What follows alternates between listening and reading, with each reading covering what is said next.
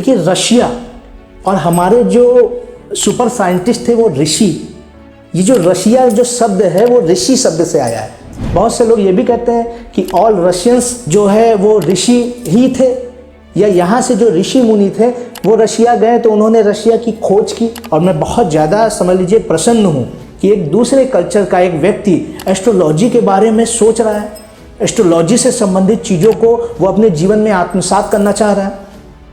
ये वास्तव में निस्संदेह प्रशंसनीय है। और हमारे जो वेदास है, हमारी एस्ट्रोलॉजी है, जो वेदों का छठा अंग है, वो कैसे आकर्षित कर रही है दूसरे संस्कृति के लोगों को।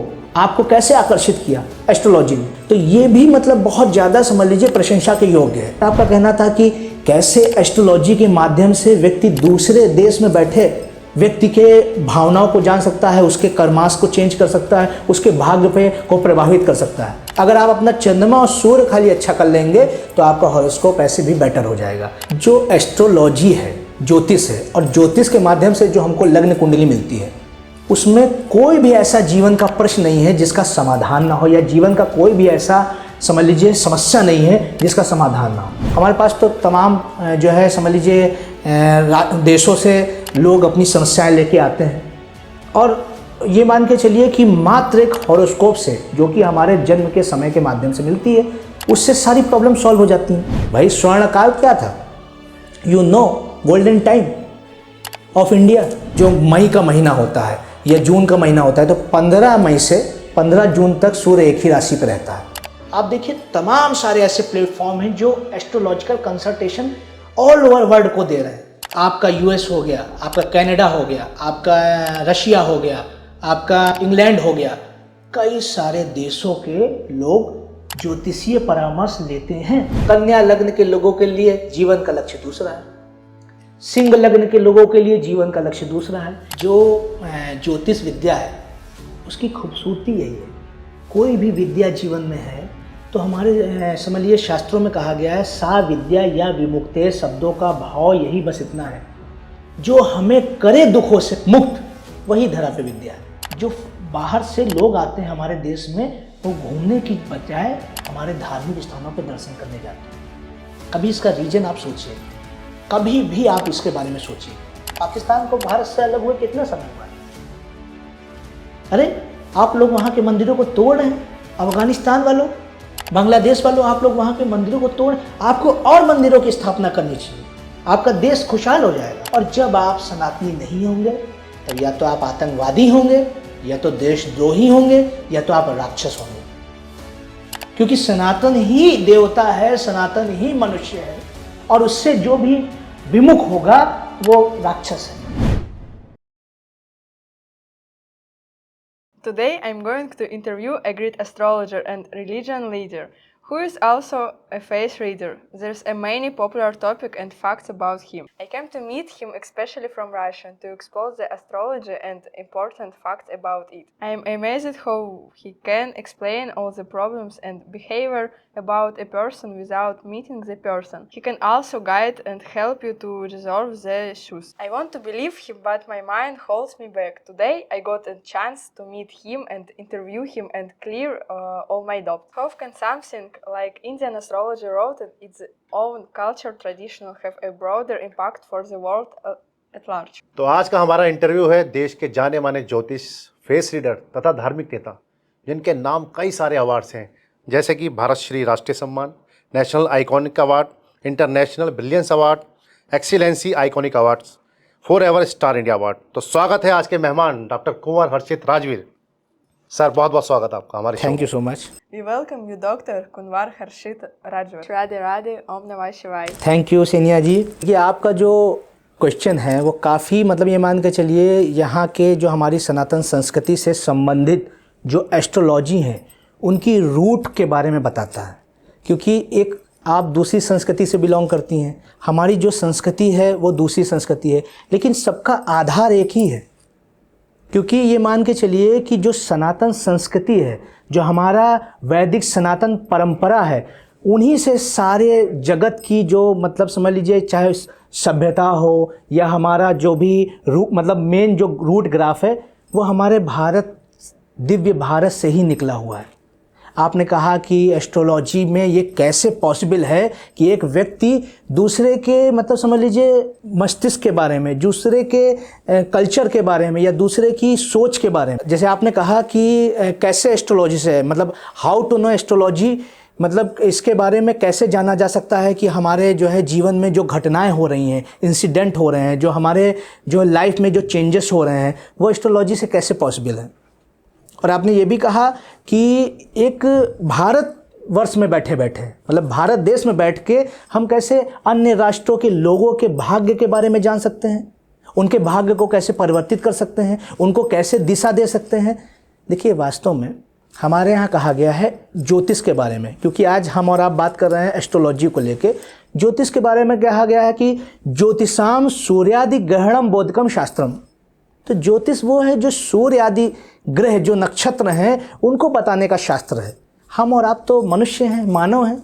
हमारी सभ्यता, आपकी सभ्यता अलग हो सकती है, लेकिन जो हमारा जीवन शैली है वो अलग हो सकती है, लेकिन जो हमारी परंपराएं हैं वो मतलब समझ लीजिए डिफरेंट नहीं हो सकती हैं। देखिए रशिया और हमारे जो सुपर साइंटिस्ट थे वो ऋषि, ये जो रशिया जो शब्द है वो ऋषि शब्द से आया है। बहुत से लोग ये भी कहते हैं कि ऑल रशियंस जो है वो ऋषि ही थे, या यहाँ से जो ऋषि मुनि थे वो रशिया गए तो उन्होंने रशिया की खोज की। तो देखिए हम लोगों का जो डीएनए है, डीऑक्सी राइबोज न्यूक्लिक अम्ल, वो सबका एक है। ऑल और humans, this is only karmas, Russian, American and जो है चाइनीज़, जापानीज़, ओनली कर्मास। ये मतलब समझ लीजिए ये सिर्फ और सिर्फ ये कर्म है। जो मतलब वास्तविकता है जो है वो है ह्यूमनिटीज़। और जो आवर कल्चर मतलब जो हमारी जो कल्चर है, हमारी जो सभ्यता है, जो हमारी संस्कृति है, जो सनातन है, जो हमारे वेद हैं, वो सभी के बारे में बताते हैं। वो जिनको समझ लीजिए जहाँ से ऊर्जा मिली है, जैसे सूर्य हैं, जो है तारे हैं, चंद्रमा है। आप भी सूर्य को देखती होंगी, सन एनर्जी, आप भी सन से एनर्जी लेती होंगी, आप भी चंद्रमा से शीतलता लेती होंगी। तो ये जो अवस्थाएं हैं ये हमको समझनी पड़ेंगी। और मैं बहुत ज़्यादा समझ लीजिए प्रसन्न हूँ कि एक दूसरे कल्चर का एक व्यक्ति एस्ट्रोलॉजी के बारे में सोच रहा है, एस्ट्रोलॉजी से संबंधित चीज़ों को वो अपने जीवन में आत्मसात करना चाह रहा है। ये वास्तव में निस्संदेह प्रशंसनीय है। और ये मान के चलिए कि आपका कल्चर, आपकी जो जीवन जीने की शैली है, परंपरा है, वो खाली ऐसा नहीं है कि वो वही हमसे मिलती हैं। अन्य भी जो देश हैं, जो सभ्यताएं हैं, वो भारत संस्कृति से प्रभावित होते हैं। और ये बहुत ही बड़ा समझ लीजिए खोज का विषय है कि कैसे हम मतलब ये मान के चलिए कि हिंदू संस्कृति और हमारे जो वेदास हैं, हमारी एस्ट्रोलॉजी है जो वेदों का छठा अंग है, वो कैसे आकर्षित कर रही है दूसरे संस्कृति के लोगों को। आपको कैसे आकर्षित किया एस्ट्रोलॉजी ने। तो ये भी मतलब बहुत ज़्यादा समझ लीजिए प्रशंसा के योग्य है कि एक आप किसी दूसरी संस्कृति से बिलोंग करने के बाद हमारी संस्कृति पे विश्वास कर रही हैं, हमारी एस्ट्रोलॉजी पे विश्वास कर रही हैं। और आपका कहना था कि कैसे एस्ट्रोलॉजी के माध्यम से व्यक्ति दूसरे देश में बैठे व्यक्ति के भावनाओं को जान सकता है, उसके कर्मास को चेंज कर सकता है, उसके भाग्य पे को प्रभावित कर सकता है। देखिए जो ग्रह नक्षत्र हैं वो सभी के ऊपर जो है प्रभाव डालते हैं। आप उसको किसी दूसरे माध्यम से जानती हैं। जैसे जो व्हीकल है, जो मतलब ये मान के चलिए कि जो साधन संसाधन है, तो वो मान के चलिए मैं भी वही यूज़ करता हूँ, आप भी यूज़ करते हैं। जल है, ड्रिंकिंग वाटर, आप पानी जो है अपने लिए भी यूज़ करते हैं, हमारे लिए भी यूज़ करते हैं। उसमें तो कोई भेद नहीं, एनर्जीज में तो कोई भेद नहीं है। बस ये है कि बोलने का, अपनी भाषा को, अपनी चीज़ों को व्यक्त करने की जो भाषाएं हैं, माध्यम है, वो अलग अलग हो सकती हैं। आप रशिया से हैं, आपकी जो लैंग्वेज है रशियन है, रशियन ना, आपकी जो लैंग्वेज है रशियन है। कोई जापान से है तो वो अपनी जापानीज़ यूज़ करता है, कोई चाइना से है तो चाइनीज़ यूज़ करता है। वो सारी चीज़ें अलग अलग हैं।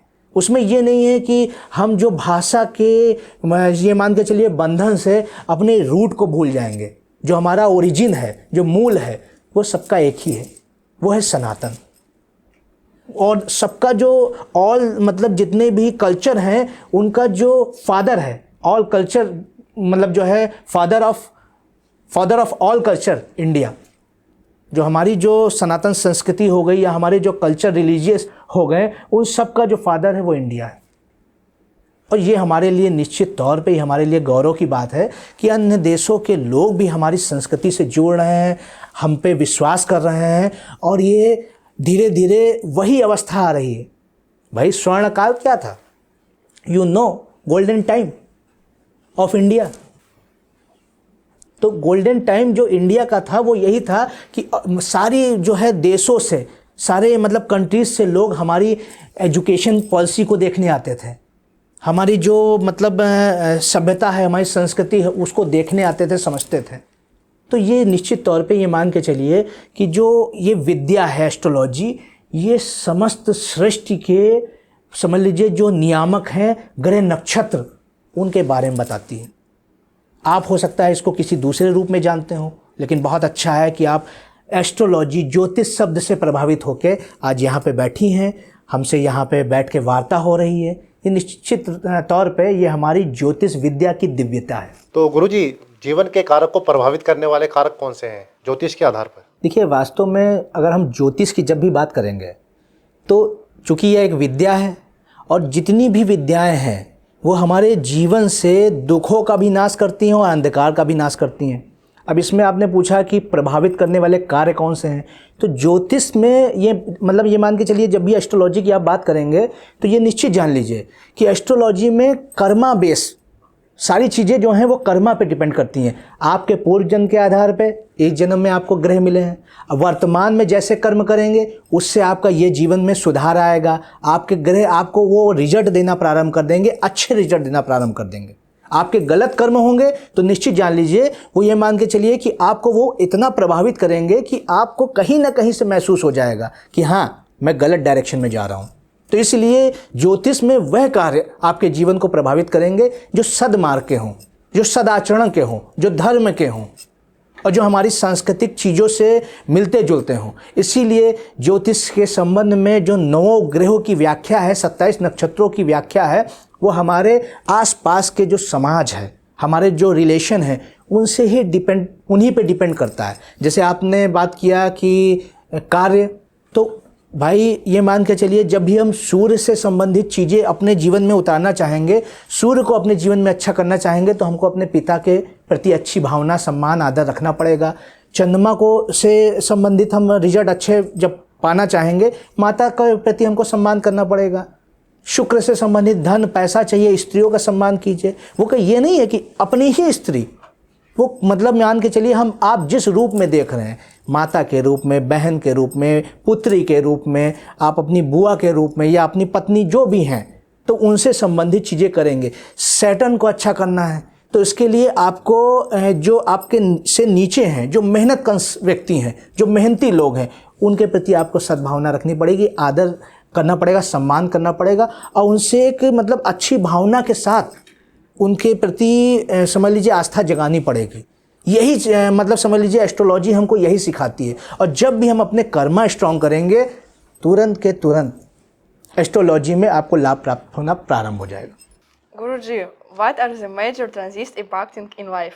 देखिए, वास्तव में जो हमारे 9 ग्रह हैं, तो उनका जब भी वो एक राशि से दूसरी राशि में राशि परिवर्तन करते हैं तो हर पल इम्पैक्ट पड़ता ही पड़ता है। अब ये देखना है कि कौन सा ग्रह कितने समय तक उस राशि पे रहता है।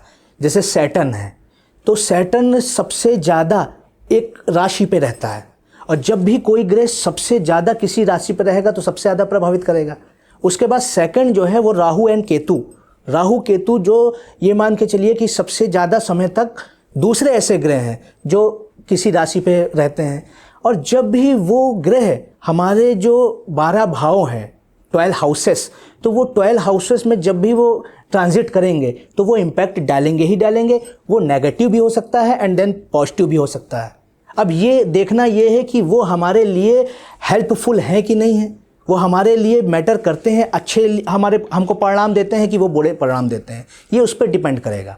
अब यहाँ पे ऐसा है कि अगर कोई ऐसा व्यक्ति है जिसके राहु केतु बहुत अच्छी पोजीशन में, सैटर्न बहुत अच्छी पोजीशन में, एंड थर्ड जुपिटर एक ऐसा ग्रह है जो 1 वर्ष तक एक राशि पे रहता है, तो अब मानिए कि भाई ये जो 4 प्लैनेट हैं ये सबसे ज़्यादा किसी राशि पे रहते हैं। एंड लास्ट अगर मैं बात करूं जो मून है, मून बहुत शॉर्ट टाइम के लिए किसी राशि पे रहता है। तो जब जब आप देखती होंगी you know how our mentality change by time change, you know moon is very short time transit in a one rashi. Then moon, what is moon? Moon is a कारक of our mind, our thought. तो इसलिए जब भी चंद्रमा मतलब किसी एक राशि से दूसरी राशि पर जाता है, देन आपने देखा होगा कि बहुत बार हमारे विचार बहुत जल्दी जल्दी बदलते हैं। उसका कारक चंद्रमा है, क्योंकि वो एक राशि से दूसरी राशि पे जाता है, जहाँ पे जाता है वैसी भावनाएं उत्पन्न करता है। इन केस आपके 7th हाउस में मून गया तो वहाँ पे ये स्थिति पैदा हो जाती है कि आपका जो है अपने रिलेशन के प्रति, आपका अपनी पत्नी के प्रति, आपके अपने बिजनेस से संबंधित चीज़ें आपके दिमाग में आने लगेंगी। वैसे ही मान के चलिए हमारे लग्न में आता है तो चंचलता बढ़ जाती है। और उसी प्रकार से जब कभी आप देखते होंगे कि वो किसी ऐसे ग्रह के साथ बैठ गया या ग्रह के समझ लीजिए भाव में चला गया, तो वो कभी कभार एंजाइटी देता है, डिप्रेशन देता है, ओवर थिंकिंग देता है। इन सब का जो मतलब समझ लीजिए रीजन है, उसका कारक जो है मून है।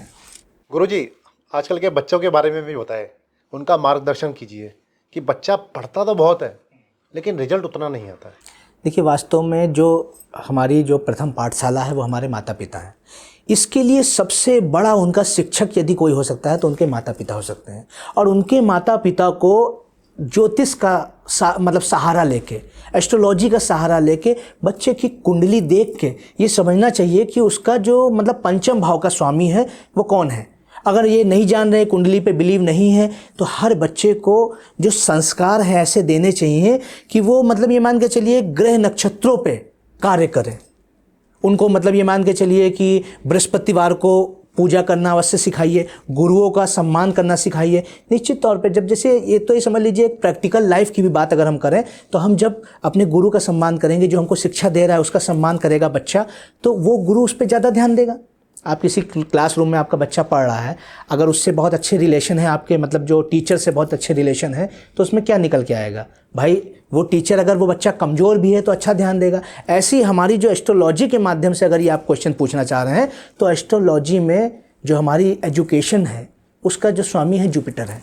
अगर आप जुपिटर पे वर्क करेंगे, जुपिटर के जो प्रसन्न करने पे जो भी कार्य करेंगे, निश्चित तौर पे आपको उससे लाभ होगा।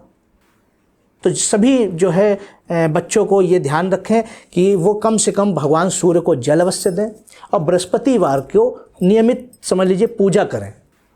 भगवान राम की पूजा करें, भगवान विष्णु की पूजा करें, सनातन संस्कृति को अपने हृदय में धारण करें और वेदों के प्रति उनकी आस्था उनके माता पिता का कर्तव्य है कि वो जगाएं।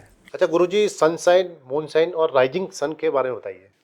देखिए, जब हम सन साइन की बात करेंगे तो सन साइन मतलब सूर्य की राशि, हमारी जो एस्ट्रोलॉजी के माध्यम से जो हमको कुंडली प्राप्त होती है, तो सूर्य जिस राशि पे बैठता है उसको सन साइन कहते हैं।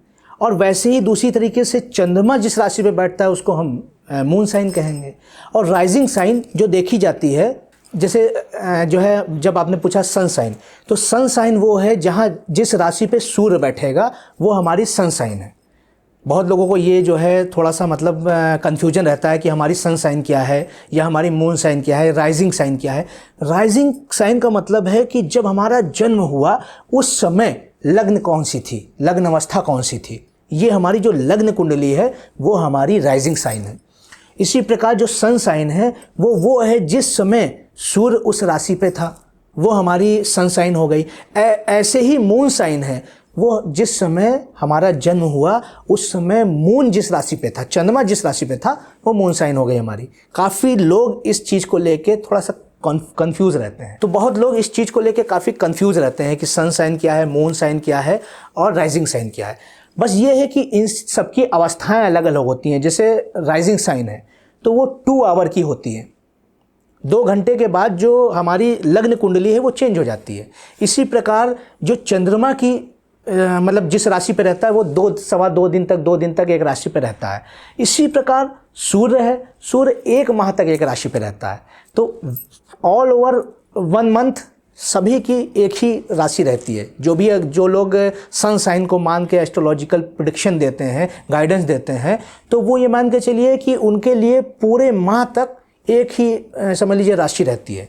अब आपने सुना होगा यहाँ से मकर संक्रांति, तो मकर संक्रांति का मतलब ही यही हुआ कि मकर राशि में जब सूर्य प्रवेश करता है तो वो मकर संक्रांति तब पड़ती है। और आप सभी जानते होंगे 15 जनवरी, कभी 14 जनवरी, कभी 16 जनवरी, इसी प्रकार से जो समझ लीजिए जो माह का जो मध्यकाल होता है, अंग्रेजी माह का जो मध्यकाल होता है, उसमें सूर्य अधिकतर राशि परिवर्तन करते हैं। तो ये हुई। अब जैसे आपका किस माह का जन्म जो है, आपका जो जन्म है समय है, वो किस माह में आपका जन्म हुआ था? मेरा जून माह में। जून में कितनी तारीख को? 10 जून। तो बहुत से लोगों को मैं अपने यहाँ पे व्यूवर्स पे और जो भी पॉडकास्ट हमारा देख रहे हैं, ये एक मैं मेथड भी बता देता हूँ, जो एस्ट्रोलॉजर्स भी हैं वो भी काफ़ी देखें, जो एस्ट्रोलॉजी सीखना चाहते हैं। जैसे आपका जो है 10 जून पे आपका जन्म हुआ, तो यहाँ से आप कभी भी किसी की कुंडली देख रहे हैं तो लोग समझते हैं ये एक प्रकार का जादू है, एक प्रकार का मतलब बहुत समझ लीजिए चमत्कार है कि सामने वाले व्यक्ति ने कैसे बता दिया कि उसकी राशि पे उसकी सूर्य राशि कौन सी है। तो बहुत सिंपल है। ये मान के चलिए कि जो मई का महीना होता है या जून का महीना होता है, तो 15 मई से 15 जून तक सूर्य एक ही राशि पर रहता है। इसी प्रकार जितना भी पूरा ऑल ओवर 1 ईयर है वो इसी राशि पर रहता है। अब जैसे कि मानिए जो आपका जून में जन्म हुआ है, तो जून में जन्म होने के समय जैसे 10 जून पे आपका जन्म हुआ है, तो इसका मतलब सूर्य उतरते हुए क्रम में था। 15 जून को सूर्य मिथुन राशि में प्रवेश कर जाता है, 15-16 जून को। तो आपका जो वृष राशि है, शुक्र की राशि, उसमें सूर्य आप क्या होगा, आप अपनी कुंडली में चेक करिए। यहाँ से लोग प्रिडिक्शन भी दे देते हैं। Guruji, how can we improve relationship? देखिए सबसे बड़ी बात है, जब भी हम रिलेशनशिप की बात करेंगे तो हम जब यहाँ पे बैठे हैं, मैं एज एन एस्ट्रोलॉजर आपको जो भी गाइडेंस दे रहा हूँ वो एस्ट्रोलॉजी के माध्यम से ही दूंगा। तो ये जब रिलेशन को ठीक करने की बात आती है तो हमको अपने शुक्र को, वीनस को स्ट्रॉन्ग करना पड़ेगा। जब भी आप अपने वीनस को स्ट्रॉन्ग करेंगे, निश्चित तौर पे जान लीजिए कि आपके रिलेशन आपके जीवन में अच्छे हो जाएंगे। और दूसरा, अगर ये मान के चलिए कि जैसे कि आप मून को स्ट्रॉन्ग करते हैं, तो आपका जो रिलेशन है वो खुशहाल होगा, परिपक्व होगा। तो हर व्यक्ति ये जान ले, जिसको भी रिलेशन की प्रॉब्लम आ रही है, वो निश्चित तौर पे वीनस को और मून को स्ट्रॉन्ग करें। और वीनस और मून को स्ट्रॉन्ग करने का सबसे अच्छा तरीका है सिनेमन यूज़ कीजिए। आप कोई पूजा, कोई पाठ, कोई ऐसा कुछ नहीं कर पा रहे हैं, अपने जीवन में सिनेमन और मिल्क जरूर यूज़ कीजिए। मॉर्निंग के टाइम में आप सिनेमन ले लीजिए मिल्क में और उसको आराम से पी लीजिए। तो ये निश्चित जान लीजिए कि आपके रिलेशन हेल्दी हो जाएंगे, एक आकर्षण आपका बन जाएगा। ये हमारी एस्ट्रोलॉजी के माध्यम से भी ये चीज़ें, ये तत्व जो हैं वो एक दूसरे से संबंधित हैं। गुरुजी, कुंडली चार्ट से हम अपने करियर को कैसे बना सकते हैं? देखिए, जब कुंडली चार्ट की बात आती है तो जो हमारी कुंडली में 12 भाव है, जो हम 10th हाउस को देखेंगे, या तो काल पुरुष की कुंडली में जो 10th हाउस का कारक ग्रह है वो सैटर्न है। हम जब भी अपने जो है करियर की बात करेंगे तो 10th हाउस और या तो सैटर्न को स्ट्रॉन्ग करेंगे। अब जैसे आपके पास कुंडली अवेलेबल है तो ये मान के चलिए कि आप 10th हाउस का लॉर्ड देख लीजिए, या उस भाव में जो ग्रह बैठा है उससे संबंधित आप कोई रेमेडी कर लीजिए, उसकी पूजा कर लीजिए, या उसके बीज मंत्र का पाठ कर लीजिए। अदरवाइज वेस्ट साइड में मस्टर्ड ऑयल का दीपक जलाइए। मैं आपको पूरे यकीन से कह रहा हूँ, जो भी लोग करियर से संबंधित समस्याएं झेल रहे हैं वो निश्चित जान लीजिए कि वो सैटर्न ये मान के चलिए सैटरडे से वो मस्टर्ड ऑयल का दीपक जलाना प्रारंभ करें, और वो भी वेस्ट साइड में। तो उनको इतने ये मान के चलिए अप्रत्याशित अच्छे परिणाम मिलेंगे। निश्चित तौर पे उनको अपने करियर में लाभ होने वाला है, और उनके जितने भी कोई कार्य रुका हुआ है, जैसे मानिए बहुत लोग होते हैं बेरोजगार हो जाते हैं, अच्छे से जॉब कर रहे हैं और उनको प्रॉब्लम आ गई, तो निश्चित जान लीजिए उनको फ़ायदा होगा। गुरुजी, हम अपने हॉरोस्कोप को कैसे बेटर कर सकते हैं? देखिए, हॉरोस्कोप को बेटर करने के लिए हमको अपने कर्माश को सही करना पड़ेगा, सही जो है डायरेक्शन में लेके जाना पड़ेगा। और हमको कहीं ना कहीं, हम एस्ट्रोलॉजी के ही बिहार पे ये बात कर रहे हैं, तो हमको ज्योतिषीय जो समझ लीजिए कर्माश हैं उनका सहारा लेना पड़ेगा। अब सबसे पहले मानिए हमने अपने लग्न को और पंचम भाव को और 9th हाउस को, first house, 5th house and 9th house, इन तीनों पे अगर हमने जो है कंसल्टेशन किया तो ये मान के चलिए हमारा हॉरोस्कोप वैसे भी बेटर हो जाता है। अब उसमें हमको करना है कि मुख्य तरीके से, अगर हम अपने दैनिक जीवन में प्रातःकाल, जैसे बहुत लोग होते हैं कि डायरेक्ट कोई काम स्टार्ट कर दिया, या जो है अपनी जो दिनचर्या है वो नहीं करते हैं, तो आप ये भी कर सकते हैं कि नियमित तौर पे सूर्य को जल अवश्य दीजिए और शाम को संध्या जरूर कीजिए। ये 2 चीज़ें जो लोग भी करेंगे, क्योंकि जो हमारा हॉरोस्कोप है वो डिपेंड करता है मून एंड सन पे। जो मतलब सन और मून है उन्होंने आधी आधी राशियां बांटी हुई हैं।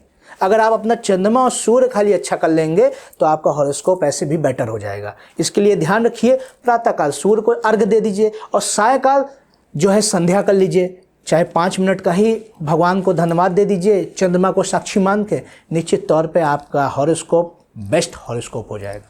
गुरु जी, हॉरोस्कोप एजुकेशन के बारे में कैसे बताता है तथा बच्चे अपना कंसंट्रेशन कैसे बढ़ाए पढ़ाई में?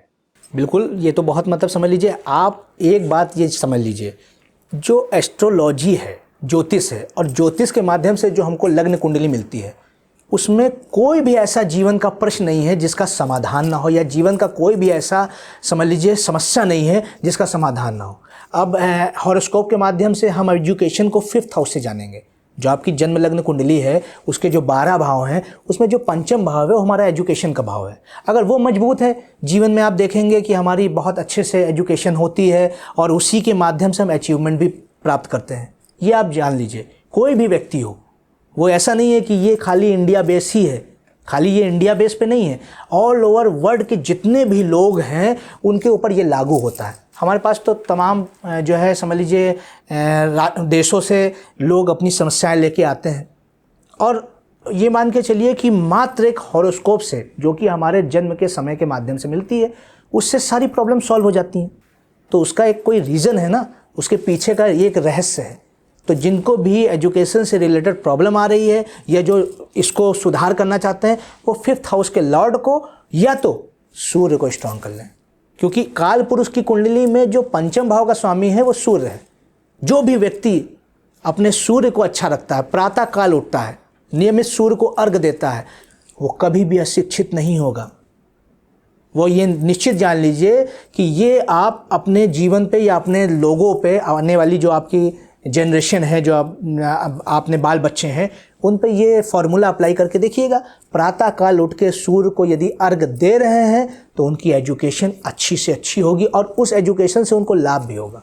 Guruji, will I be able to continue my education after marriage? देखिए, बहुत लोगों की कुंडली में ऐसा होता है कि 5म भाव और 7म भाव का रिलेशन बन जाता है। मानिए 5th हाउस का जो लॉर्ड है वो जाके 7th हाउस में बैठ जाता है, तो ये देखने को मिलता है कि जो एजुकेशन जो कंप्लीट होती है वो शादी के बाद होती है। मतलब ये फैक्ट है। आप ये चीज़ें, बहुत से लोग हमारे व्यूअर हैं वो देख रहे होंगे इस हमारे पॉडकास्ट को, या हमारी जो कही हुई बातें हैं उनको देख रहे होंगे।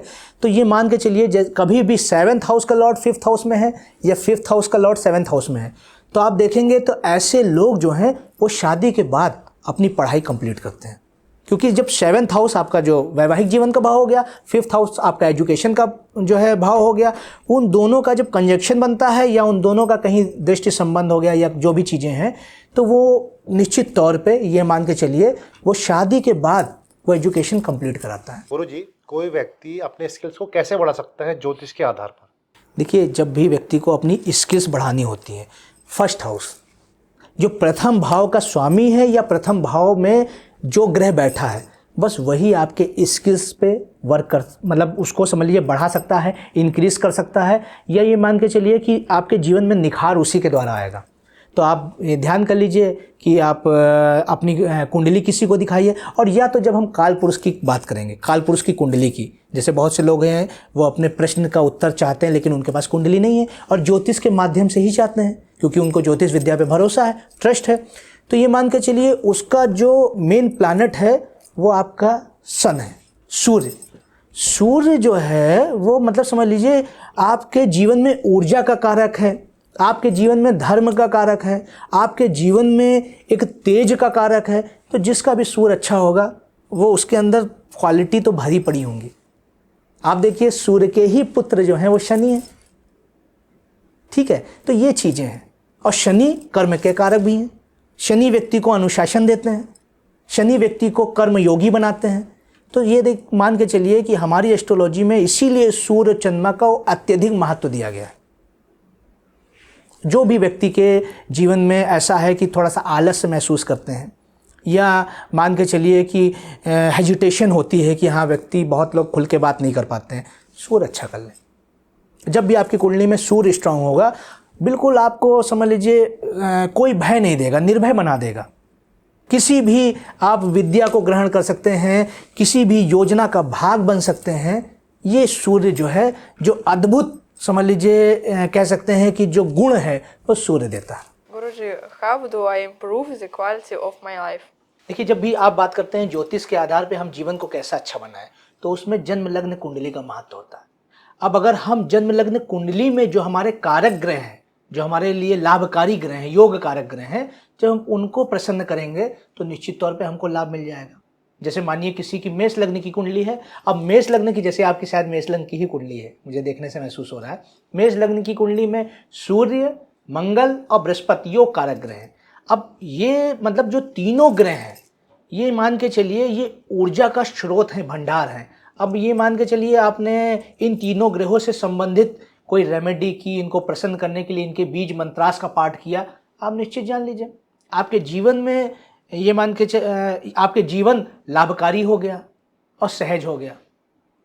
ये सिंपल सी चीज़ें हैं। एस्ट्रोलॉजी जो है वास्तव में हमारे जो कर्मास हैं उनको सही करने पे ही वो जोर देती है, क्योंकि ये जो ज्योतिष विद्या है और ये जो कुंडली है मिलती कैसे है, कभी आपने इसके ऊपर विचार किया है?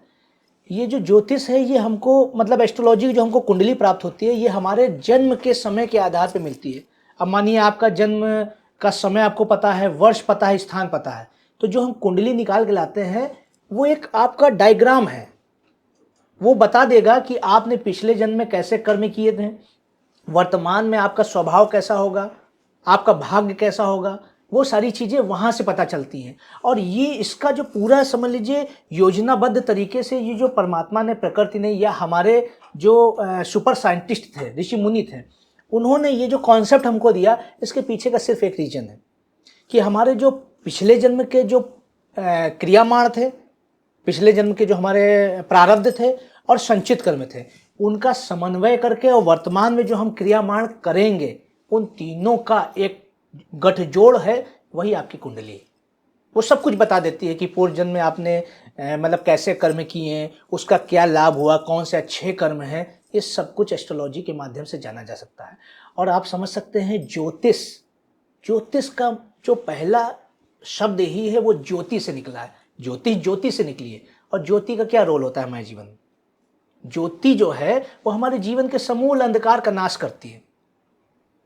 ये तो आप समझते ही हैं, ज्योति भाई अंधकार का नाश करेगी।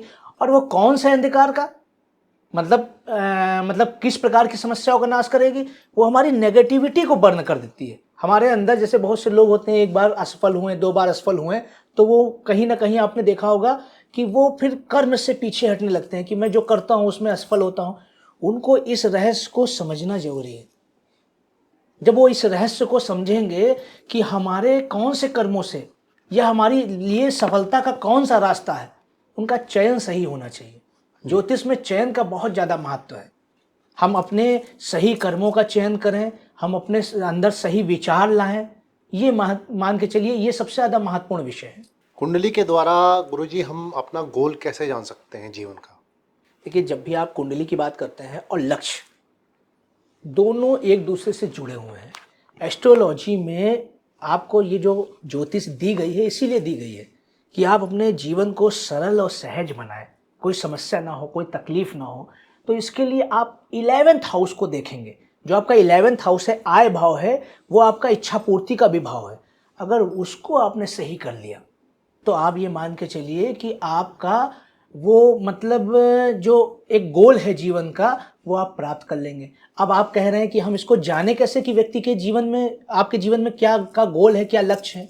तो 11th हाउस का जो भी ग्रह स्वामी होगा, जैसे मानिए 11th हाउस का स्वामी बृहस्पति है, तो आपके जीवन में ज्ञान का महत्व होगा, आपके जीवन में प्रॉस्पेरिटी का महत्व होगा, क्योंकि ये दोनों को भी इंडिकेट करता है जुपिटर।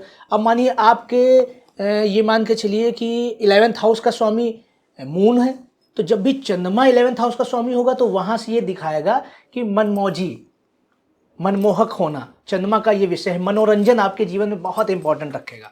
इसीलिए जितने भी ये मान के चलिए कन्या लग्न के लोग हैं, वो आपको देखा होगा उनको मनोरंजन चाहिए, और ये फैक्ट है। इसमें किसी प्रकार का ये नहीं है कि आपको ये सिर्फ मतलब मैं बताने के लिए हूँ, नहीं। जितने भी व्यूवर्स देखें इस पॉडकास्ट को, इस रील को, जितने भी लोग इस वीडियो को देख रहे हैं, वो निश्चित जान लीजिए कन्या लग्न के लोगों के लिए जीवन का लक्ष्य दूसरा है, सिंह लग्न के लोगों के लिए जीवन का लक्ष्य दूसरा है। इसी प्रकार मेष लग्न के लोगों के लिए जो 11th हाउस का जो लॉर्ड है वो आपका सैटर्न है। तो मेष लग्न के लोगों में देखा होगा कि वो कर्मों के प्रति भी जागरूक रहते हैं, मतलब वो कर्मकांडी होते हैं। उनके लिए जीवन में ये है कि मैं जितना करूंगा वो मुझे मिलेगा, और वो ज़्यादातर सत्कर्मों पे चलते हुए ऐसे जातक होते हैं जो सही कर्मों पे चलते हैं। इसी प्रकार अलग अलग लग्नों में अलग अलग 11th हाउस के स्वामी हैं और उनका रिजल्ट अलग है, इसीलिए सबके लक्ष्य भी अलग हैं, सबकी यात्राएं भी अलग अलग हैं। Guruji, what does birth chart show about health? देखिए, जब हमारी जन्म लग्न कुंडली हम देखते हैं तो प्रथम भाव और 6th हाउस ये दर्शाता है कि हमारा स्वास्थ्य कैसा होगा, हमारे जीवन में रोग आएगा कि नहीं आएगा, क्योंकि 6th हाउस रोग, ऋण और शत्रु को समझ लीजिए वो दर्शाता है। और लग्न हमारी जो प्रथम भाव है वो दर्शाती है कि भाई हम स्वस्थ रहेंगे, जीवन में हमको अच्छे जो है शरीर मिलेगा, हमारी जो बनावट है कदकाठी अच्छी होगी। अब मानिए उस भाव में कोई ऐसा ग्रह बैठ गया है, चाहे वो लग्न भाव या जो है आपका छठा भाव है, तो वो भी ये चीज़ें मतलब समझ लीजिए इंडिकेट करेगा कि आपके जीवन में रोग आएगा, ऋण आएगा, शत्रु आएगा कि नहीं आएगा। अब मानिए लग्न मजबूत है लेकिन मतलब आपका शरीर, आपका आत्मा, आपके कर्माश वो मजबूत है, तो ये निश्चित जान लीजिए कोई रोग, ऋण, शत्रु, कोई मतलब समझ लीजिए प्रॉब्लम नहीं आने वाली। लेकिन बहुत लोगों का आपने देखा होगा कि जीवन मतलब समझ लीजिए बीमारियों से गुजरता है, तो कहीं ना कहीं उनका लग्न हाउस का जो लॉर्ड है वो 8th हाउस में जाके बैठ जाता है, 6th हाउस में जाके बैठ जाता है। मेरे सारे व्यूवर्स ये देखें कि जिन लोगों को ये समस्याएं आती हैं तो उसका रीजन क्या है, और जिनको भी ये समस्याएं आ रही हैं वो अपने उस ग्रह का दान करें या उस ग्रह से संबंधित बीज मंत्रों का पाठ करें या पूजा करें। सिर्फ घर पे बैठे मंत्रास की चैंटिंग से आपको लाभ हो सकता है, उस ग्रह की पूजा से आपके जीवन से रोग जा सकते हैं। Guruji, when someone can meet their love or how to impress the loved one? देखिए, जो लव रिलेशन है उसमें भी 5th हाउस का बहुत बड़ा रोल है। जैसे 5th हाउस खाली हमारे एजुकेशन को नहीं दर्शाता है, वो हर भाव 3-3, 4-4 कई सारी चीज़ों को दर्शाते हैं। जैसे 5th हाउस है तो वो आपके एजुकेशन को भी दर्शाता है, वो आपके लव रिलेशन को भी दर्शाता है, प्लस वो आपकी संतान को भी दर्शाता है। तो 5th हाउस जिसका अच्छा होगा, 5th हाउस का लॉर्ड जिसका अच्छा भाव में बैठा होगा, वो ये निश्चित जान लीजिए कि वो उसकी लव लाइफ बहुत अच्छी होगी। और अक्सर आप देखते हैं, ये भी यहाँ एक मैं फैक्ट बता रहा हूँ, 5th हाउस का लॉर्ड जब 7th हाउस में बैठ जाता है या 7th हाउस का लॉर्ड जाके 5th हाउस में बैठ जाता है, ऐसे जातकों का जिनसे वो प्यार करते हैं उन्हीं से विवाह होता है। बहुत समय आपने देखा होगा कि लोग पूछते रहते हैं कि मैं क्या जिससे प्यार करता हूँ या मैं जिससे प्यार करती हूँ उसी से मेरी शादी होगी। तो ये फॉर्मूला आप एस्ट्रोलॉजी के अकॉर्डिंग अप्लाई करके देख लीजिए। 5th हाउस का जो स्वामी है वो 7th हाउस में, या 7th हाउस का जो स्वामी मतलब लॉर्ड है वो 5th हाउस में जब बैठा होगा, निश्चित तौर पे ये अवस्थाएं बनेगी। या 7th का स्वामी 7 में और 5th का स्वामी 5th में बैठ जाए, ऐसे लोगों के भी रिलेशन बहुत हेल्दी होते हैं और बहुत अच्छा उनका जीवन जाता है। गुरुजी, ज्योतिष के हिसाब से कोई जातक अपनी जॉब कब चेंज करे कि उसको प्रॉस्पेरिटी और तरक्की ज़्यादा मिले? फिर देखिए, बहुत अच्छा क्वेश्चन है ये आपका। जो भी लोग अपने मतलब ये मान के चलिए कार्य क्षेत्र को लेके प्रभावित रहते हैं, या आपने पूछा वो कब चेंज करे, कब चेंज का समय बनता है। देखिए, व्यक्ति कोई कार्य करता तभी है जब उसका समय आता है। बहुत से लोगों की जॉब चली जाती हैं लेकिन वो अच्छी जॉब तभी मिलती है जब समय आता है। हम ये भी कर सकते हैं एस्ट्रोलॉजी के माध्यम से, जो 10th हाउस है, 10th हाउस में जब भी ग्रह गोचर अवस्था में राहु आते हैं तो आप ये निश्चित जान लीजिए वो उस समय उसके दिमाग में एक भावना बनने लगती है कि वो मतलब समझ लीजिए बहुत शीघ्रता करने लगता है अपने जॉब को, अपने कार्य क्षेत्र को परिवर्तन करने के लिए। तमाम लोग बिजनेस कर रहे होते हैं, अब 10th हाउस में राहु ग्रह गोचर अवस्था में आए तो क्या होता है कि लोग अपना बिजनेस चेंज कर देते हैं, जॉब चेंज करते हैं, एक बहुत समय तक भी काम करते हैं तब भी चेंज कर सकते हैं। उसके साथ साथ ये भी है, 10th हाउस में चंद्रमा जिस व्यक्ति के मतलब जन्म लग्न कुंडली में बैठा है उसका भी वो व्यक्ति भी समय समय पर बहुत जल्दी जल्दी अपनी जॉब चेंज करता रहता है। ये अवस्था है।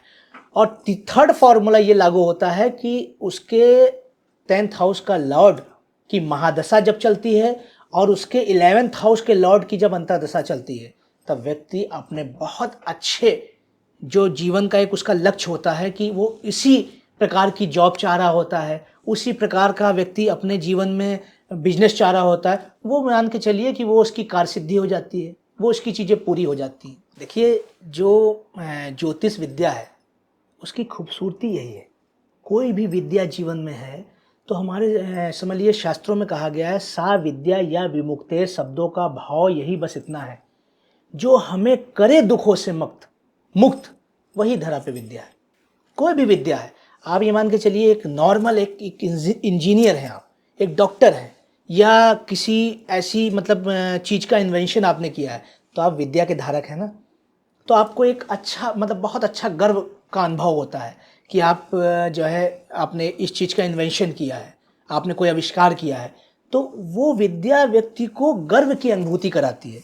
और जो वास्तव में ये शास्त्रों की विद्या है, ये हमारे वेदों से निकली हुई विद्या है, वेदों का छठा अंग है। और वेद क्या है? वो वेद जो है वो ज्ञान का सागर है। समस्त सृष्टि को चलायमान रखने के लिए वेदों के ही ऊपर समझ लीजिए समस्त, आज से बहुत समय पहले से समस्त संसार उसके ऊपर समझ लीजिए डिपेंड रहा है। ऑल ओवर कंट्रीज जितनी भी समझ लीजिए देश हैं, वो कहीं ना कहीं भारत की संस्कृति से, भारत के जो हमारे वेद हैं, पुराण हैं, हमारी सनातन संस्कृति के जो हमारे ग्रंथ हैं, उन्हीं से पढ़ के उन्होंने अपने जीवन में एक नई दिशा, एक नई दशा और एक नई ऊर्जा प्राप्त की है। आप देखते होंगे, देखिए हम लोगों ने जब विज्ञान का बोलबाला कहा, विज्ञान का बोलबाला जब हम लोगों ने कहा, विज्ञान की जो हम लोगों ने समझ लीजिए दुर्लभता या उसकी हम लोग महत्वता बताने लगे, वास्तव में विज्ञान क्या है? विज्ञान स्वयं वेदों का अंग है। आप चाहे ज्योतिष विज्ञान ले लीजिए, आयुर्विज्ञान ले लीजिए। आयुर्विज्ञान क्या है? वेदों का उप अंग है। ज्योतिष विज्ञान क्या है? ज्योतिष विज्ञान सिर्फ यही थोड़ी ना है कि आपके विषय में हम कोई चीज़ बता रहे हैं या आपके विषय में कोई चीज़ बता रहे हैं। नहीं, वास्तव में ज्योतिष के विषय में तो ये कहा गया है, ज्योतिष ग्रह नक्षत्रों की गणना करके समस्त सृष्टि के बारे में बताते हैं। ये वो विद्या है। तो हमको ये अपने अंदर स्वयं अनुभूत करना चाहिए और स्वयं हमको ये ज्ञान होना चाहिए कि वह विद्याएं जो समस्त सृष्टि के कल्याण में, समस्त सृष्टि की योजनाओं में जो समझ लीजिए ऊर्जा उत्पन्न करती है, जो प्रकाश उत्पन्न करती है, व्यक्ति के जीवन में जो प्रकाश उत्पन्न करती है, वह ज्योतिष विद्या है। और यही नहीं है, हमारी जो सनातन संस्कृति की ये खूबसूरती है कि अन्यत्र जितने भी राष्ट्र हैं वो हमारी सनातन संस्कृति से ही उपजे हैं। कोई और कहीं कोई संस्कृति नहीं है। जो आज हम और आप बात कर रहे हैं, हिंदुज़्म की, मुस्लिम की बात कर रहे हैं, क्रिश्चियन की बात कर रहे हैं, सिख, ईसाई, मतलब जिसकी भी हम लोग बात कर रहे हैं, वो ये मान के चलिए सभी सनातनी है। कोई हिंदू नहीं है, कोई मुस्लिम नहीं है, कोई सिख नहीं है, कोई ईसाई नहीं है, सभी मानव हैं। और ये जो हिंदू, मुस्लिम, सिख, ईसाई, ये कर्म है, सभी सनातनी है। कोई भी व्यक्ति ये जो मतलब आप कहते हैं कि उन मुस्लिम ने ऐसा किया, हिंदू ने ऐसा किया, ये इन्होंने ऐसा किया, ये सभी कर्म को बिलोंग कर रहे हैं। हम सभी सनातनी थे और हमने जब सनातन संस्कृति को जीवन में आगे धारण करने के लिए हमारे ऋषि मुनियों ने हमको एक बहुत अच्छा ज्ञान का सागर हमारे वेद दिए। और जो व्यक्ति उसको फॉलो नहीं कर पाया, कोई मुस्लिम हो गया, कोई सिख हो गया, कोई ईसाई हो गया, कोई पारसी हो गया, वो इसलिए हो गए क्योंकि वो उन चीज़ों को फॉलो नहीं कर पाए। अब सिख हमारे ही मतलब समझ लीजिए हिंदुज़्म का अंग है और वो एक अच्छे से चीज़ों को फॉलो कर रहे हैं, दया भी कर रहे हैं, दान भी कर रहे हैं, चीज़ों को लेके भी चल रहे हैं। कहीं ना कहीं मुस्लिम जो है संस्कृति या मुस्लिम कर्म में भी ऐसी चीज़ें इन्वॉल्व हैं कि वो लोग इन चीज़ों को कर रहे हैं। लेकिन आपने देखा होगा जब हमारी सनातन संस्कृति से कुछ राष्ट्र या हमारे देश से कुछ राष्ट्र अलग हुए, पाकिस्तान को आपने देखा, बांग्लादेश को अभी आपने देखा, अफगानिस्तान बहुत पहले आपने देखा, आपने ये मान के चलिए चाइना भी कहीं ना कहीं बहुत पहले से हमसे अलग हुआ है। वो एक समय हमारे ही अंश है चाइना कोई बाहर का नहीं है। चाइना, कोई भी जितनी भी कंट्री है वो भारत का ही अंग है। क्योंकि भारत क्या है? भारत वास्तव में ईश्वरीय समझ लीजिए एक ऊर्जा का केंद्र बिंदु है। सभी संस्कृतियां, सभी राष्ट्र उसी से अलग हुए हैं। गुरुजी अब तो सऊदी अरब में भी साइन मिल रहे हैं हमारे साईं सनातन मिल रहे हैं, मतलब साईं क्या मतलब, वो तो अवशेष मिल रहे हैं उसके, मतलब भगवान शिव के अवशेष मिल भगवान रहे हैं। शिव के वो मिल रहे भगवान शिव के जो है शिवलिंग मिल रहे हैं सऊदी यज्ञ आहुतियां अरेबिया मिल में, सब जगह।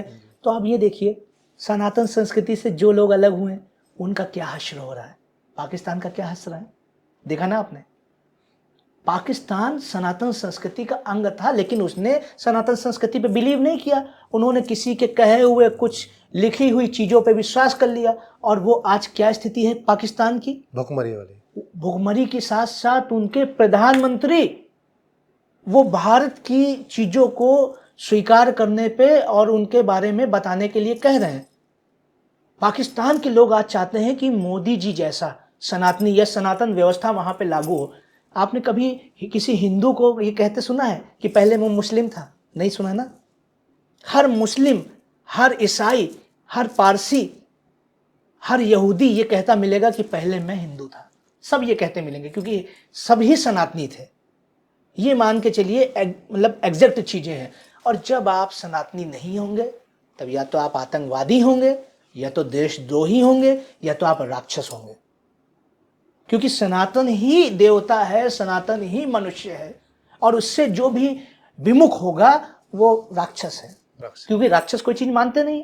राक्षस नियम नहीं मानेंगे, योग नहीं मानेंगे, ध्यान नहीं मानेंगे, पूजा नहीं मानेंगे, संस्कार नहीं मानेंगे, और जो ये नहीं मानेंगे वो राक्षस हैं। और आप उसका परिणाम देख रहे हैं। अभी बांग्लादेश की स्थिति आपने देखी, वहां पे चीजें कैसी घटित हुई। एक तरफ वो थे जो संस्कृति को मान रहे थे, एक तरफ जो राक्षस थे। राक्षसों को कभी भी ताकत मिलती है या एक साथ जब एकजुट होते हैं तो वो हमला करते हैं, वो अपनी उद्दंडता पे आते हैं, वो अपने स्वरूप को दिखाते हैं। और देवता एक साथ होंगे तो पूजन करेंगे, हवन करेंगे, आशीर्वाद देंगे, मतलब नव निर्माण की सोच रखेंगे। ये देवता का कृत्य है। और हम जब भी कोई बात करें आपसे, हिंदू, मुस्लिम, सिख, ईसाई, सभी का डीएनए चेक करा लीजिए। सभी का डीएनए सनातन है, और सभी उसी डीएनए का अंश है। और वो जब भी कहते नहीं है कि भेद कहाँ हुआ है, भेद कर्मों में हुआ है।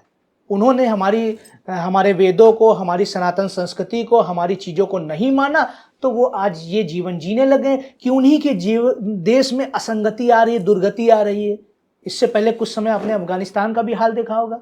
ये सब एक ही कैटेगरी के हैं। ये बांग्लादेश है, पाकिस्तान, ये अफगानिस्तान, ये सब राक्षसी प्रवृत्ति के लोग वास कर रहे हैं। इनको, इनका सिर्फ एक इलाज है, या ये अपना अगर जीवन में सही दिशा में जाना चाहते हैं, सभी सनातन स्वीकार कर लें, सभी भगवान की पूजा प्रारंभ कर दें, ज्योतिष को मान लें, और अपने जीवन को अगर ये सही बनाना चाहते हैं, नहीं आने वाले देश में, आने वाले समय में आप इनकी दुर्गति देखेंगे।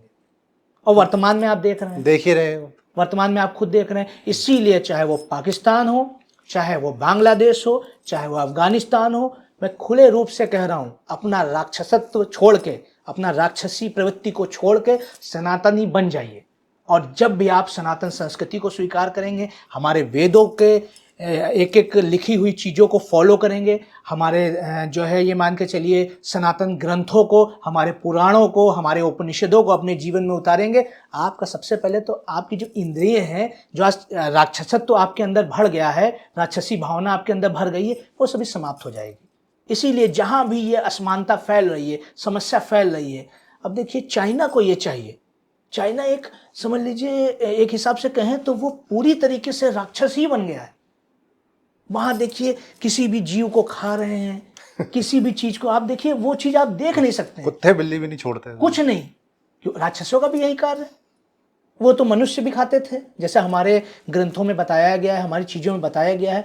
इसीलिए सात्विक खान पान, वेदों की अवधारणा, उपनिषदों वेदों का अध्ययन, और साथ ही साथ हमारे पुराणों के प्रति अपनी आस्था जगाइए और जीवन को सरल बनाइए। ये एक मूल मंत्र है, एक मूल मंत्र है। और जो भी व्यक्ति ज्योतिष को अपने जीवन में धारण करेगा, निश्चित तौर पे समस्त अंधकार का नाश होगा, क्योंकि उसके जीवन में खुद ब खुद एक ज्योति जगेगी। अभी देखिए हमारे साथ जो रशिया की मेहमान बैठी हैं, तो आप ये भी जान लीजिए क्या चीज़ ने आपको मजबूर किया यहाँ आने के लिए। हमारे ज्ञान ने ना, हमारे ज्ञानी ने तो आपको मजबूर किया यहाँ आने के लिए। अब ये मान के चलिए कि जो हमारा ज्ञान है, जो हमारी संस्कृति है, जो हमारे वेद हैं, वेदों के छठे अंग के बारे में आप जानने के लिए आई, और वो आपके जीवन में प्रवेश कहाँ से करा? वो आपकी दृष्टि से। आपने हमारी एस्ट्रोलॉजी को समझा, जाना। आप तो दूसरी संस्कृति से बिलोंग करती हैं, ना आपकी भाषा का हमारा तालमेल है, ना आपकी कल्चर का हमारा तालमेल है, लेकिन फिर भी आपके अंदर जिज्ञासा है एस्ट्रोलॉजी को लेकर। क्यों ये जिज्ञासा आई आपके अंदर? उसका एक बहुत बड़ा कारण यही है कि जो शाश्वत है, जो समुद्र है, जो उसके अंश हैं, वो समुद्र के प्रति लगाव होगा जरूर। इसीलिए हर एक व्यक्ति, हर एक राष्ट्र के जितने भी नागरिक हैं, उनका सनातन के प्रति लगाव है। जब भी आप शिव को देखेंगे, जब भी आप राम को देखेंगे, जब भी आप कृष्ण को देखेंगे, जब भी आप हमारे सनातन संस्कृति के देवताओं को, हमारे भगवान को देखेंगे, आप में आस्था आएगी, आपके अंदर ये भावना आएगी। आप राधे राधे कह रही हैं, उससे आपके जीवन में एक ना एक आपको स्वयं महसूस होगा कि राधे राधे शब्द का क्या महत्व है। वो आपके जीवन को परिवर्तित करेगा। ये चीजें हैं, ये चीजें हमको अपने जीवन में लानी चाहिए, और यही महत्व, यही सनातन की खूबसूरती है। हम जब सनातन से जो व्यक्ति विमुख होगा, उसका सर्वनाश होगा। ये हम बहुत समय से देखते आए हैं। संस्कृतियाँ पूरी चली गई, और लेकिन सनातन को मिटाने में लोग मिट गए, लेकिन सनातन नहीं मिटा। कितने आक्रमणकारी आए हमारे देश में आक्रमण करने। क्या हिंदुत्व, हिंदू संस्कृति, सनातन वैदिक संस्कृति को कोई भी एक इतना सा भी कोई क्षति पहुंचा सका? आज हमारा राष्ट्र और ज़्यादा प्रभावशाली बन रहा है, हमारी विद्याएं और ज़्यादा प्रभावशाली बन रही हैं। आप देखिए, तमाम सारे ऐसे प्लेटफॉर्म हैं जो astrological consultation all over world को दे रहे हैं। मैं नाम नहीं लेना चाहूँगा, आपको निश्चित तौर पे ये एक समझ लीजिए रिसर्च का विषय है। आप चेक कीजिए, आपका यूएस हो गया, आपका कनाडा हो गया, आपका रशिया हो गया, आपका मतलब कई सारे देश हैं, इंग्लैंड हो गया, कई सारे देशों के लोग ज्योतिषीय परामर्श लेते हैं। और ऐसा नहीं वो इंडियन मूल के हैं, उनको वहाँ इंडियन, कहीं ना कहीं इंडियन संस्कृति है, कल्चर है, और वो बताती है कि ऐसी विद्याएं होती हैं। पहले तो वो बिलीव नहीं करते। आप ही ने क्या पहले बिलीव किया था कि एस्ट्रोलॉजी आपको इतना मजबूर कर देगी कि आप किसी दूसरे राष्ट्र से आके यहाँ पर एस्ट्रोलॉजी सीखने की सोचेंगी? लेकिन वो भावना, वो आकर्षण एस्ट्रोलॉजी ने पैदा किया आपके हृदय में, और वो चीज़ें आपके साथ हुई। और एक चीज़ आपने देखी होगी, बहुत महत्व की है। हमारे जो सनातन संस्कृति के जो हमारे परमात्मा है, हमारे परमेश्वर जो है, हमारे भगवान जो हैं, ये हमारे जितने भी अवतार हुए हैं, उन सभी की पूजा अन्यत्र संस्कृतियों में, अन्यत्र राष्ट्रों में हो रही है। क्या पाकिस्तान में भगवान राम की पूजा नहीं हो रही है? क्या इंग्लैंड में भगवान राम की पूजा नहीं हो रही है? कृष्ण की पूजा नहीं हो रही है? क्या यूएस में भगवान राम की पूजा नहीं हो रही है? कृष्ण की पूजा नहीं हो रही? भगवान शिव की पूजा नहीं हो रही है? जितनी भी संस्कृतियाँ, जितने भी राष्ट्र हैं, सभी हमारी संस्कृति के जो परमात्मा हैं, जो सब भगवान हैं, उनकी पूजा इसलिए कर रहे हैं क्योंकि उनकी भी संस्कृति के परमात्मा हमारे ही भगवान हैं, और वो उनके भी भगवान हैं। क्यों ही मतलब ये मान के चलिए उनके अंदर इस चीज़ के प्रति आकर्षण पैदा हो रहा है। कुछ ऐसा समय आया कि जो कहते नहीं है कि कोई भाई हमसे बिछड़ गया, या आप देखते होंगे एक परिवार में एक ही रीति रिवाज, एक ही मतलब समझ लीजिए व्यवस्थाएं चलती थी, फिर वहाँ बंटवारा हो जाता है, या वहाँ का जो हमारा अंश होता है वो कहीं दूसरी जगह जाके बस जाता है, तो वो लोग कहीं ना कहीं अपने रीति रिवाज, अपनी संस्कृति को भूल जाते हैं। लेकिन उनका एक जो मतलब कहते नहीं है कि जो हार्ट जो मतलब वो होती है, टच जो होता है उनका, मतलब फीलिंग जो होती है उनकी, वो उसके प्रति सॉफ्ट कॉर्नर रहता है। यही कारण है कि एक बार भी किसी अन्य संस्कृति के मतलब मानने वाले या अन्य राष्ट्र का व्यक्ति जब काशी आता है तो वहाँ बस जाता है, जब मथुरा आता है तो वहाँ बस जाता है, जब वो हरिद्वार जाता है, जब वो कनखल जाता है, और जब भी ऋषिकेश जाता है, वो क्यों वहाँ पे बस जाता है? उसका कारण यही है। ऐसा नहीं कि हमारे राष्ट्र में शांति है, हमारे राष्ट्र में उसका मूल है, जो वो बहुत समझ लीजिए उसकी 2 4 10 पीढ़ियों के जो उसके जो मुखिया थे या उसके जो फादर थे या मतलब उसके ग्रैंडफादर थे, वो कहीं ना कहीं इंडियन थे, कहीं ना कहीं सनातनी थे, और वो मान के चलिए कि कुछ पाने की खोज में अपना सब कुछ गंवा बैठे। यही खूबसूरती है, यही चीज़ें हैं कि वो उनको यहाँ खींच के लाती हैं। अब देखिए, जो बाहर से लोग आते हैं हमारे देश में, वो घूमने की बजाय हमारे धार्मिक स्थानों पे दर्शन करने जाते हैं। कभी इसका रीजन आप सोचिएगा, कभी भी आप इसके बारे में सोचिएगा कि क्या चीज़ें आकर्षण करती है। हमारे देवी देवताओं की मूर्ति आकर्षित करती है? नहीं, वहाँ का जो एक मैग्नेटिक पावर है, मैग्नेटिक सिस्टम है, जो वो समझ लीजिए कहीं ना कहीं वो इम्प्रेस कर रहा है, अट्रैक्ट कर रहा है, वो चीज़ें हैं।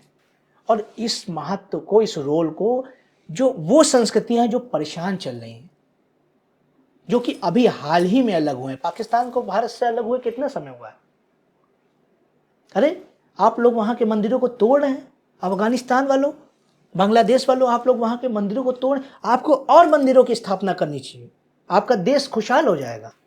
और जब आपको लगे, अभी जैसे बांग्लादेश में एक बहुत बड़े क्राइसिस आई, आपने देखा, उन्होंने अपने ही जो उनके जन्मदाता हिंदू थे उनके ऊपर बांग्लादेशियों ने हमला शुरू कर दिया। अरे आपको उनको पूजना चाहिए था। आप जिस क्षण हिंदू देवी देवताओं की पूजा करते हैं, आपके देश से भूख, गरीबी, अशिक्षा, बेरोजगारी, आपकी समस्याओं का नाश हो जाता, वो चीजें समाप्त हो जाती। अब आप देखिए आने वाले समय में क्या होगा। हमारे राष्ट्र के प्रधानमंत्री, हमारे राष्ट्र में इतनी शक्ति है कि आप चाहते तो आपको अपने भारत में से जो हमने अलग किया था हम मिला लेते, लेकिन हम जान रहे हैं कि अभी आपने जो अपने मस्तिष्क में एक राक्षस को जगह दे रखी है। जब आप अपने मस्तिष्क से राक्षस को हटाएंगे, खुद ब खुद आप सनातनी हो जाएंगे। अगर आप चाहते हैं अपने देश को बढ़ाना, तो आप ये कार्य कीजिए, हमारे वेदों का पठन पाठन कीजिए, हमारी संस्कृति को अपने अंदर ये मान के चलिए समाहित कीजिए, और हमारे देवी देवताओं जो आपके हैं उनकी पूजा कीजिए। भूल जाइए आप क्या है, बन जाइए फिर से सनातनी। देखिए आपका उत्थान कैसे होगा। मैं गारंटी के साथ कह सकता हूँ, अन्य कोई भी कर्म को करने वाला, चाहे वो मुस्लिम कर्म करता हो, चाहे ये मान के चलिए वो ईसाई कर्म करता हो, पारसी कर्म करता हो, ये हिंदू मतलब संस्कृति को जब भी मानेगा, सनातनी संस्कृति को तब भी जब भी मानेगा, वो निश्चित तौर पे उसका जो जीवन का मुख्य लक्ष्य है वो उसके सामने आ जाएगा। और यही कारण है, जब वो अपने मूल को खोजेगा तो वो निश्चित तौर पे उस मूल से निकला है, उसको एहसास हो जाएगा कि मैं क्या था, पूर्व समय में मैं क्या था।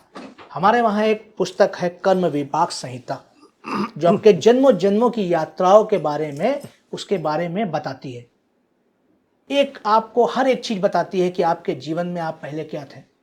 कर्म विपाक संहिता आपकी जो जन्म का समय है उसके आधार पे, हमारी एस्ट्रोलॉजी का ही वो विषय है। जैसे एस्ट्रोलॉजी में जो हमारे 27 नक्षत्रांश होते हैं, उसी माध्यम से ये पता लगाया जा सकता है कि पूर्व जन्म में आप क्या थे। ये है कर्म विपाक संहिता की खूबसूरती। तो इस प्रकार से दिव्य विद्याओं से भरा पड़ा है भारत, और उसी दिव्य विद्याओं की खोज के लिए सारी सृष्टि, जो सारे जो राष्ट्र हैं, वो यहाँ का चक्कर लगा रहे हैं। आप तो नहीं जाते हैं बार बार रशिया घूमने, आप तो नहीं जाते हैं इंग्लैंड घूमने जब बार बार, आप तो कभी ऐसा होता है कि भाई आपके दिमाग में किसी ने डाल दिया वहाँ की एजुकेशन पॉलिसी बहुत अच्छी है, हम लोग घूमने जाते हैं लेकिन शांति के लिए भारत है। तो ये है। अब ये मान के चलिए कि आपको क्यों आकर्षित कर रहा है हमारा राष्ट्र, उसका यही महत्व है। और बहुत बहुत धन्यवाद देना चाहूँगा मैं आपका, जो आप यहाँ आई और आपने एस्ट्रोलॉजी के प्रति अपना, जो कहते नहीं है कि अपनी एक अच्छी भावना जागृत की। आपके हृदय में ये आया कि वास्तव में क्या कौन सी ऐसी विद्या है जो हमारे भाग्य को, हमारे भविष्य को, हमारे कर्म को, हमारी जीवनचर्या है उसको परिवर्तित करती है। आपका जो ये दृष्टिकोण है बहुत अच्छा लगा, इसलिए मैं बहुत बहुत धन्यवाद देता हूँ आपको। और मेरी मंगल कामनाएं हैं आपका कि आप एस्ट्रोलॉजी को सीखें, पढ़ें और अपने जीवन को सरल बनाएं। और सभी से ये कहना है कि वास्तव में जो ज्योतिष विद्या है वो एक विद्या के तौर पे उसको आप ग्रहण कीजिए। विद्या आपको हमेशा शक्ति देती है, बल देती है, बुद्धि देती है। वो आपके जीवन में जो समझ लीजिए अंधकार है उसका नाश करती है। तो इन सभी लोगों से मैं रिक्वेस्ट करता हूँ, आपका भी बहुत बहुत धन्यवाद और बहुत अच्छा लगा आपसे बातचीत करके। अगर आपके जीवन में किसी भी तरह की परेशानी है, आपको अपना गोल नहीं मिल रहा है, करियर में कोई दिक्कत है या जीवन में किसी भी प्रकार की परेशानी है, तो आप नीचे दिए गए नंबर पर कॉल कर सकते हैं और डॉक्टर साहब से परामर्श ले सकते हैं। गुरुजी, आपका बहुत बहुत धन्यवाद हमारे शो में आने के लिए। तो ये थे डॉक्टर कुंवर हर्षित राजवीर, देश के जाने माने ज्योतिष, फेस रीडर तथा धार्मिक नेता। आपने इनके विचार जाने, ज्योतिष के ऊपर इनकी जो कौशल है उसको जाना। बहुत बहुत धन्यवाद। In todo podcast, I got to know so many things about astrology, and most of my doubts got cleared. I suggest everyone should seek guidance from Dr. Kunwar Harshit Rajwar. Thank you so much. Radhe Radhe. Om Namah Shivaya.